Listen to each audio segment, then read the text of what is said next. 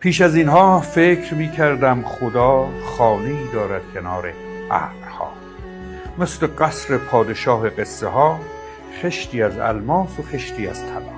هیچ کس از جای او آگاه نیست، هیچ کس را در حضورش راه نیست. آن خدا بی رحم بود و خشمگین، خانه‌اش در آسمان دور از زمین بود، اما در میان ما نبود.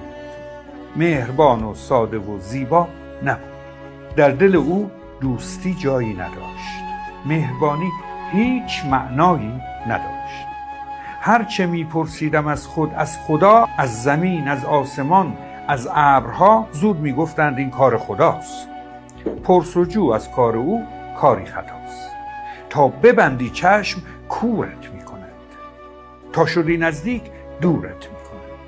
کج گشودی دست سنگت میکند، کج نهادی پای